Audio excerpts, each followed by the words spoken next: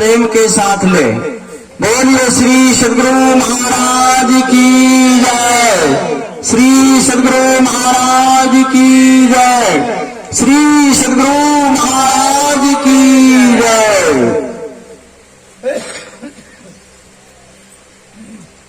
आइए सर्वप्रथम कलिकाल से पार करने के लिए नाम की महिमा का बड़ा ही बखान संतों ने गाया है। नाम का सहारा लेते हुए 2 मिनट का हम लोग कीर्तन करेंगे। उसके बाद आप लोग के बीच पाठ की तदनुकूल थोड़ी देर सेवा करेंगे। जय जय राम जय जय राम, जय जय राम कहूँ जय जय राम, जय जय राम जय जय राम, जय जय राम कहूँ जय जय राम, जय जय राम जय जय राम, जय जय राम कहूँ जय जय राम। जय श्री जय श्री जय राम जय श्री जय श्री जय राम राम राम। जय जय राम जय जय राम, जय जय राम जय जय राम, जय जय राम। सब कोई बोलेंगे जय जय राम कहूँ जय जय राम, जय श्री जय श्री जय राम राम राम। जय श्री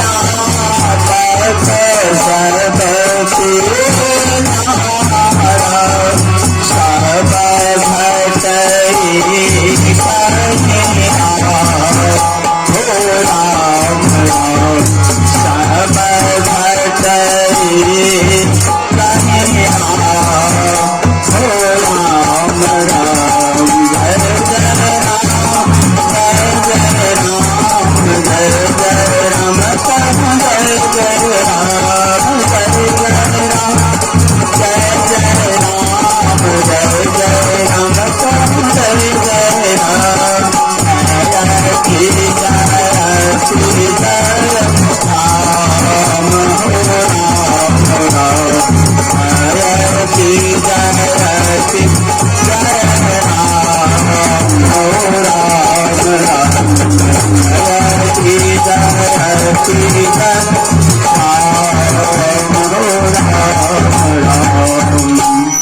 बोलिए श्री सद्गुरु महाराज की जय।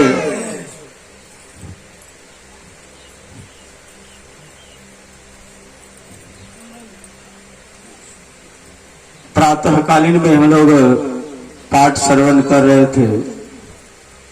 जगत पर करता ईश्वर का तत्व ज्ञान प्राप्त करने के लिए बुद्धि योग, सत्संग करे, मानस योग, मानस जप, ज्योति योग, दृष्टि योग। प्रातःकालीन के सत्संग में जगत पर करता ईश्वर का तत्व ज्ञान के बारे में हम लोग भरपूर मात्रा में सुन रहे थे। अभी पाठ हुआ है श्री रामचरितमानस सारसटिक सप्तम सोपान उत्तर कांड से। कागभूषण और गरुड़ जी का संवाद है और यहाँ मनुष्य शरीर की विशेषता बताई गई है। कागभूषण जी से गरुड़ जी ने कहा कि महाराज सबसे उत्तम शरीर क्या है, एवं प्रकार से बहुत सारे प्रश्न किए हैं कागभूषण जी महाराज से गरुड़ जी ने क्योंकि गरुड़ जी को मोह उत्पन्न हो गया। भगवान श्री राम नाग फांस में बंधे हुए हैं और इस नाग फांस से गरुड़ जी ने ही मुक्त कराई और उनके मन में यह भ्रम हो गया कि लगता है ये सच्चिदानंद ब्रह्म नहीं है जिसका मैं सेवा कर रहा था। जब भगवान विष्णु के रूप में थे भगवान श्री राम, तो गरुड़ जी उनका वाहन था और गरुड़ जी की महिमा बतलाते हैं, पलक गिरने में हम लोग का आंख में जो लेट होता है, पलक गिरने में गरुड़ जी उतना समय में जो है ना पूरे भुवन का जो है ना परिक्रमा कर लेते थे। पलक गिरने में कितना लेट लगता है, उतने ही समय में गरुड़ जी ने चराचर का जो है ना परिक्रमा करके चले आते थे और भगवान विष्णु के वाहन हुए बार जब उसको मोह उत्पन्न हो गया भगवान के प्रति, आज हम आपको भी मोह उत्पन्न हो जाता है कि भगवान नहीं है संसार में। समझ लीजिए आपके अंदर में बहुत बड़ा मोह उत्पन्न हो गया है और वह मोह क्या है? सकल व्याधिन कर मूला है। मोह सकल व्याधिन कर मूला, व्याधियों का रोग क्या है? तो मोह है। और शंका उत्पन्न हो जाए तब तो इसका समाधान ही नहीं है धरती पर।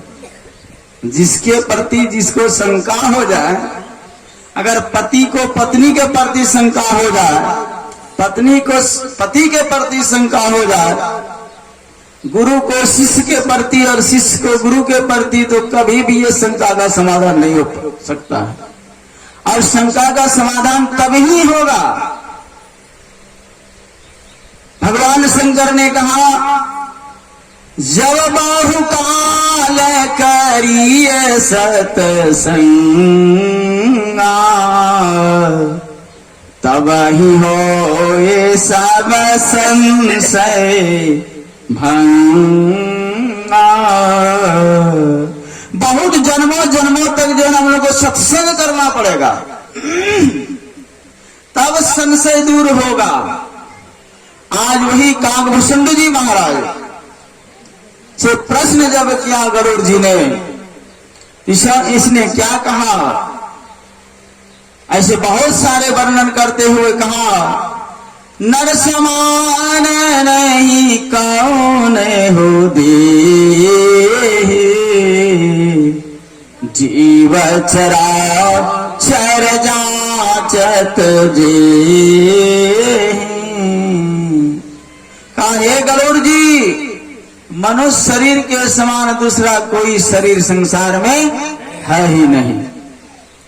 मनुष्य शरीर के समान कोई शरीर नहीं है।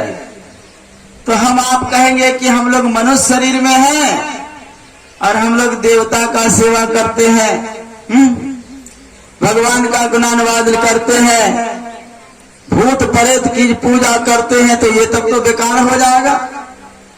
मनुष्य के समान दूसरा शरीर है नहीं। कोई इंद्र भगवान की पूजा करते हैं, कोई वरुण की पूजा करते हैं। 33 करोड़ देवी देवता है हिंदू धर्म में, सनातन धर्म में, और जो जिसको जान लेते हैं उसी की पूजा करने लग जाते हैं, तो बेकार न हो जाएगा। तो सोचा कि चलो एक काकभूषण और गरुड़ जी का संवाद है।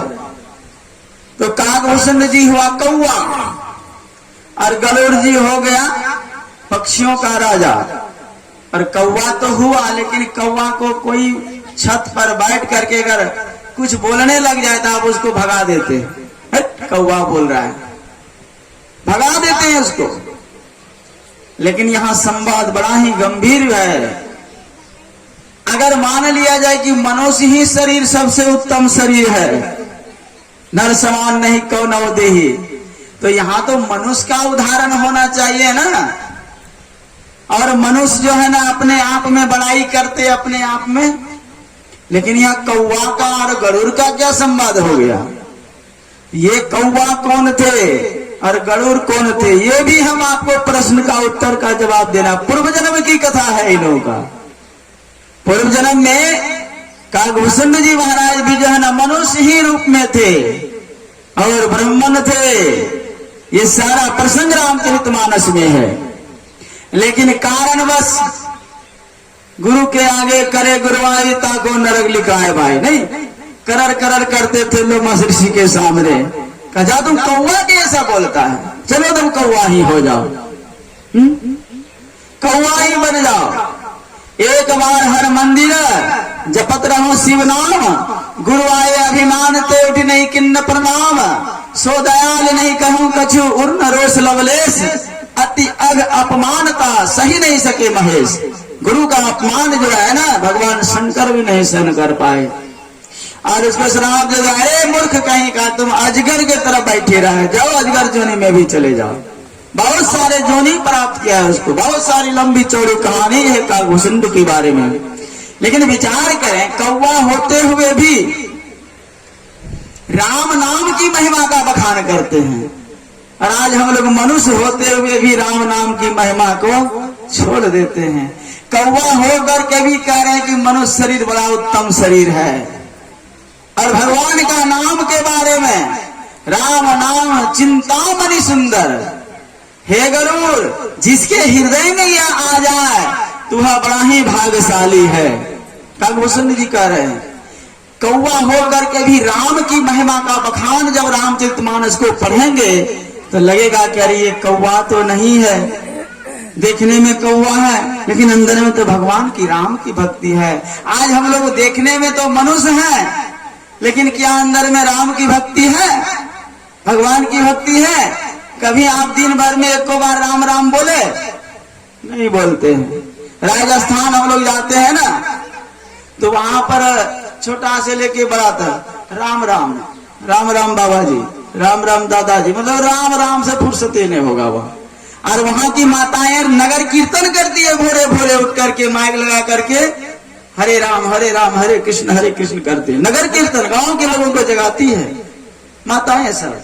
पुरुष की बात तो छोड़िए, पुरुष तो एकदम जो है ना राम राम करते रहते हैं। बोलिए श्री सदगुरु। आज हम लोग दिन भर में भी एक बार राम राम का नाम नहीं लेते हैं, लेकिन कौवा होकर के आज जो है ना राम नाम की शिक्षा हम लोग को देते हैं और उपदेश करते हैं कि मनुष्य शरीर उत्तम शरीर है, इसके समान कोई शरीर नहीं है। लेकिन विचार करें, हम लोग मनुष्य होकर के कभी बोले कि हम लोग उत्तम हैं? हम लोग भगवान उत्तम किसको बोला? जिसके अंदर में राम नाम है वही तो उत्तम है। आज प्रजाओं को उपदेश कर रहे हैं भगवान श्री राम। चलिए, वहां तो गरुड़ जी का और काकभूषण का उपदेश था। भगवान श्री राम जो है ना सिंहासन पर आसीन होकर के जो है ना पूर्ववासियों को बुलाया। एक बार रघुनाथ बुलाए, गुरु ब्रह्मण पूर्ववासी सब आए। सब आ गए और कहने लग गए, जो अनीति कछु भाषो भाई, तो मोह बरे जो भय बिसराए।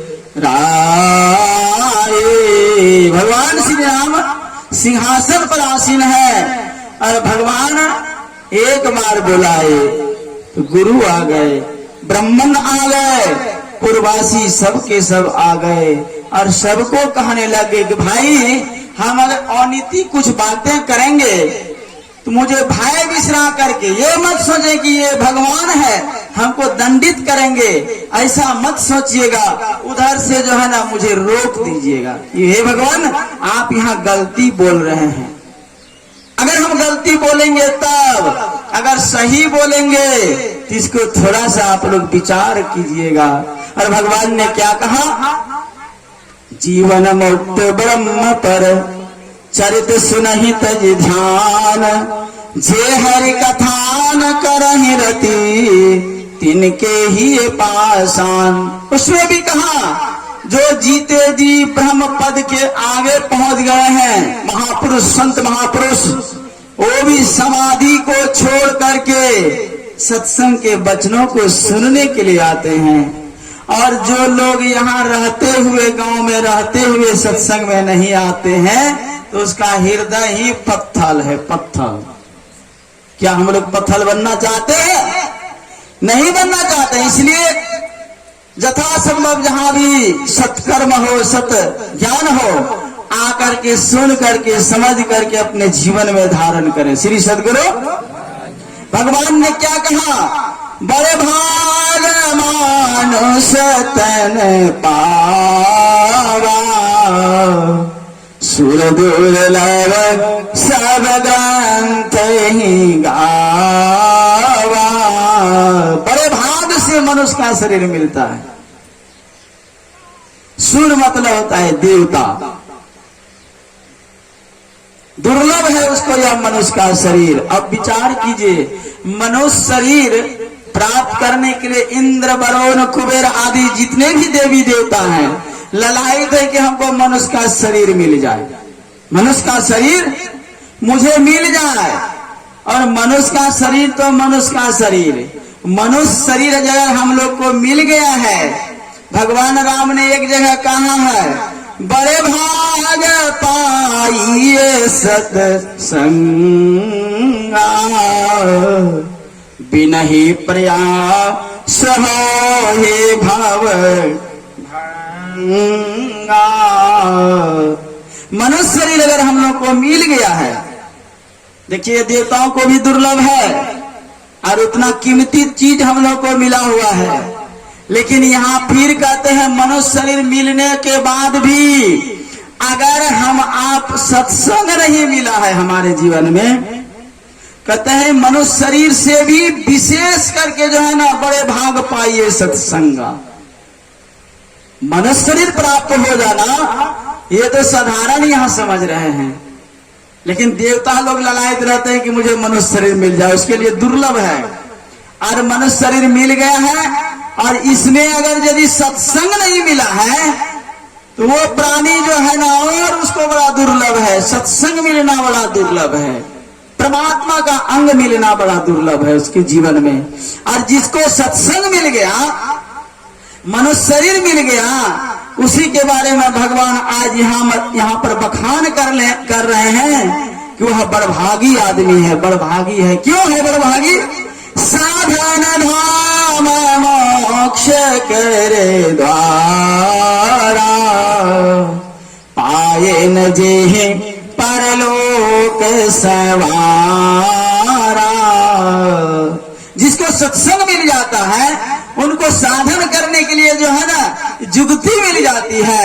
और जुक्ति जिसको मिल गया तो मोक्ष को प्राप्त कर लेते हैं, और जिसको नहीं मिला है तो उसको साधना भी नहीं मिलेगी और मोक्ष भी नहीं प्राप्त कर सकते हैं। श्री सद्गुरु बोल से बोलिएगा।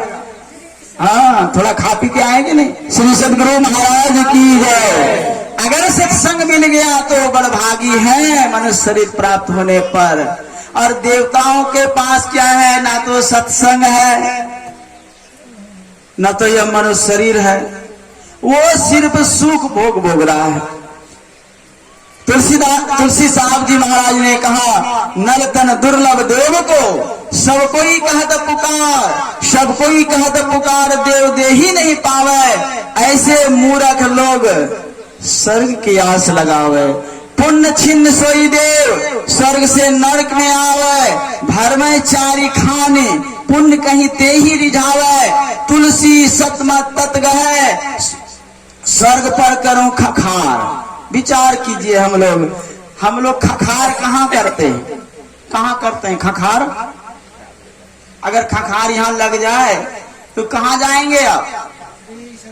महाराज की जय। श्री सद्गुरु महाराज की जय। रामा रमन बाबा मंचासने हो रहे हैं। श्री सद्गुरु महाराज की जय। खखार कहाँ करते हैं? जहाँ कूड़ादानी है, गंदा जगह है, वहीं पर हम लोग जना खखार कर देते हैं। आज यहाँ तुलसी साहब हमारे कहते हैं, दादा परदादा गुरु, ठीक है, क्या कह रहे हैं कि मैं स्वर्ग पर करूं खखार। इसका मतलब है स्वर्ग जो है खखार करने का जगह है संत महापुरुषों का। विचार कीजिए, खखार करने का जगह में अगर हम लोग जाके पूजा पाठ करेंगे, अरे याचना करेंगे तो क्या मिलने वाला है? कुछ मिलेगा? अरे जहां पर देवालय है, जहां पर भगवान है, जहां अच्छा जगह है, वहीं पर जाकर के याचना करेंगे तो हम लोग को वो चीज मिलेगा। अगर खखार करने वाला जगह में जाकर के आप कुछ मांगेंगे तो आपको खखारे न मिलेगा। श्री सदगुरु विचार कीजिए, स्वर्ग पर करूं खखार, नरतन दुर्लभ देव को सब कोई कहत पुकार, तुलसी सतम तत गए स्वर्ग पर करूं खखार। लीजिए, यह मनुष्य शरीर प्राप्त करने के लिए जो ना सभी देवी देवता ललायित रहते हैं और सत्संग को भी प्राप्त करने के लिए वो लोग ललायित रहते हैं। और हम लोगों को क्या नहीं मिला हुआ है? सुंदर सुंदर घर मिला हुआ है, खाने के लिए दाल भात सब्जी अचार पापड़ घी मलिदा सब कुछ मिला है। पहनने के लिए मत पूछिए, एक से एक। माताओं के लिए तो अब सोचिए ही नहीं। पुरुष भाई के लिए तो चलिए एगो जीन्स है तो कितना कब मिला है? तो एक को कहले कब मिला है? बोला कि बाबा जब ससुराल गए थे ना उसी समय मिला है, उसके बाद तो बस वही पहनते।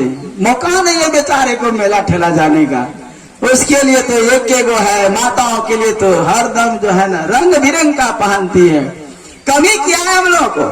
मनुष्य शरीर सुंदर मिल गया है, नाक भी ठीक है, आंख भी ठीक है, सब कुछ चेहरा ठीक है, तो यह मनुष्य शरीर मिल गया है। उसमें भी अगर आप सत्संग आपको मिल गया है, गुरु से युक्ति मिल गया इस घोर कली काल में, इससे बड़ा और कोई चीज नहीं। अब खाली रह गया साधना करने का।